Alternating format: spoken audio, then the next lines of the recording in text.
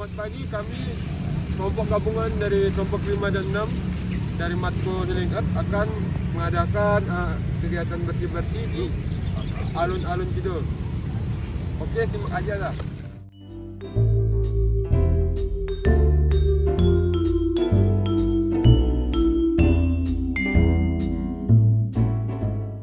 Masuk dari masalah lingkungan, dari yang kami lihat di alun-alun Kidul itu sendiri, sebenarnya kalau dari luar itu bagus. Nah, tempat itu kan biasa dipakai buat mereka jalan-jalan, jogging, apalagi ada orang jualan situ. Nah, tapi begitu kami amati lebih dekat, ternyata ada banyak sampah plastik yang nempel di bagian semak-semak itu. Sampahnya seperti tutup botol, plastik botolnya juga, plastik tutup botol itu, apalagi potong rokok. Nah, ini tuh bahaya banget dikarenakan mikroplastik seperti itu bisa mengacuni tanah serta ikut ke bawah air hujan.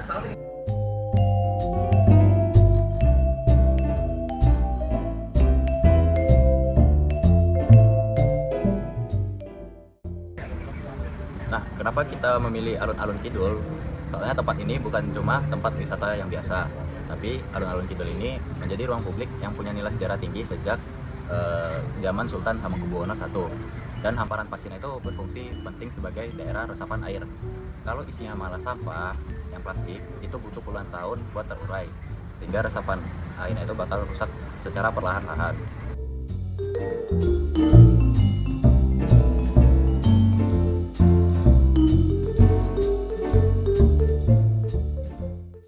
Kegiatan service learning yang kami laksanakan di kawasan alun-alun Kidul, Yogyakarta bertujuan untuk mengurangi pencemaran sampah plastik, sekaligus meningkatkan kesadaran masyarakat terhadap pentingnya menjaga lingkungan melalui kegiatan pemungutan dan pemilahan sampah plastik.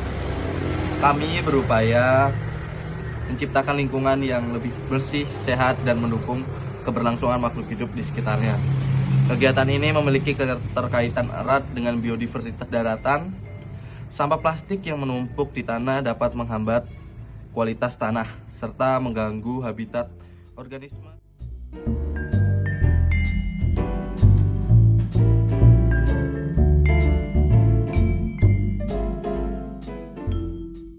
Kami tidak hanya saja mengangkat sampah, tetapi kami juga memilah, lalu memisahkannya sesuai dengan jenisnya, seperti sampah plastik dan sampah kertas.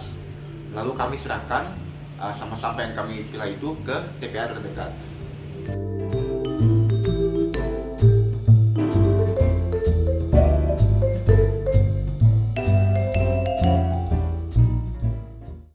Untuk tantangan sendiri, kami kemarin mendapat cukup banyak tantangan karena pada saat itu, hari itu cuaca juga cepat hujan dan membuat kondisi tanah alun-alun Kidul itu menjadi licin dan cukup becek. Terus yang membuat kami sedikit kesusahan itu adalah saat mengambil plastiknya dan sampah-sampah lain, karena sampah tersebut sudah tertutup oleh tanah, jadi butuh ketelatenan banget saat mengambilnya dan butuh banyak usaha. Tempat sampah di sekitar situ juga belum ada pemilahan, jadi kami mesti pastikan sampah yang udah dipilah nggak tercampur lagi.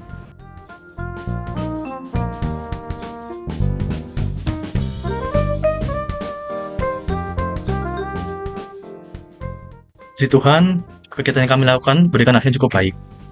Dalam satu hari pelaksanaan, kami itu berhasil mengumpulkan puluhan kilogram sampah plastik yang tersebar di sekitar alun-alun Kidul. Nah, selain lingkungan menjadi lebih bersih, hal yang paling membahagiakan adalah ketika munculnya respon positif dari para masyarakat sekitar dan para pengunjung. Nah, berarti beberapa pengunjung dan pedagang itu juga turut berpartisipasi dalam membantu memungut sampah di sekitaran mereka. Nah, jadi meskipun dimulai dari tindakan yang sederhana, kepedulian tersebut menunjukkan bahwa contoh nyata itu dapat menumbuhkan kesadaran dan menginspirasi orang lain untuk ikut menjaga kebersihan di lingkungan sekitar kita.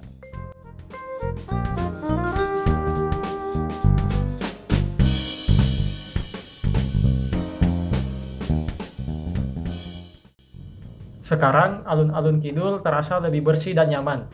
Tapi yang paling terasa adalah perubahan pola pikirnya buat ngurangin plastik sekali pakai. Pengunjung juga lebih hati-hati nggak ninggalin sampah sembarangan. Buat kami pribadi, pengalaman ini ngajarin banget bahwa nyelamatin bisa dimulai dari aksi sederhana, yaitu memungut sampah di tempat yang kita sayangi.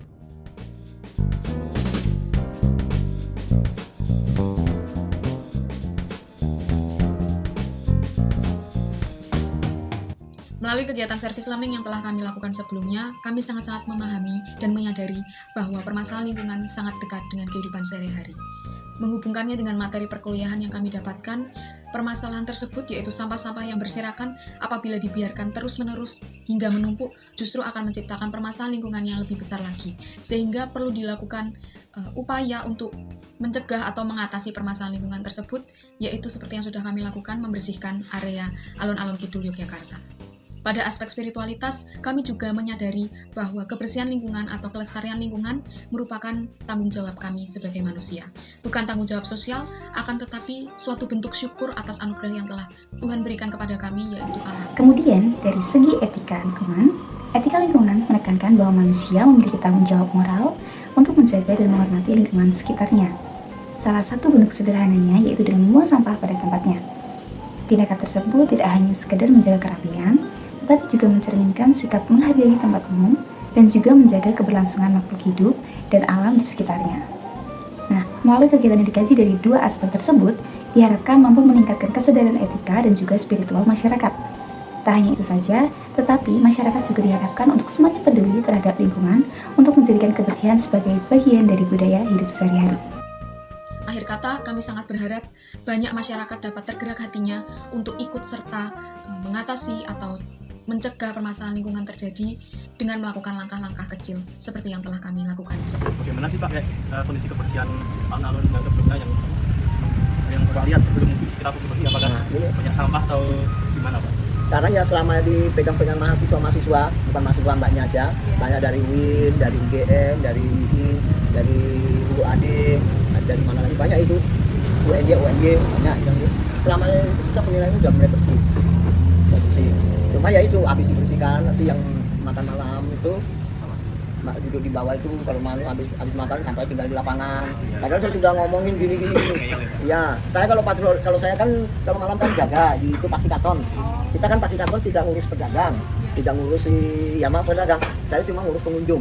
Kadang-kadang dia sampahnya, Mbak, tolong habis makan sampai kali keranjang ya. Ini kita tiap pagi itu didatangin mahasiswa. Tiap pagi tiap siang itu didatangin mahasiswa. Nyapu bersih-bersih ngambilin anunya. Kadang-kadang kalau DLH itu kan nggak nyapu, biasanya cuma pinggir sini kalau DLH ya. Bilangnya kita itu 1 bulan itu saya sampai itu sampai 30 juta. Ya itu 1 bulan gitu. Iya. Jadi hambatannya itu kalau hujan sama kalau yang pagi itu kalau kalau hujan itu nggak ada pedagang, nggak berani kan hujan terus. Yang kedua itu kalau puasa itu kan nggak ada yang jual, nggak boleh. Kalau malam ada yang jualan, kalau pagi nggak boleh.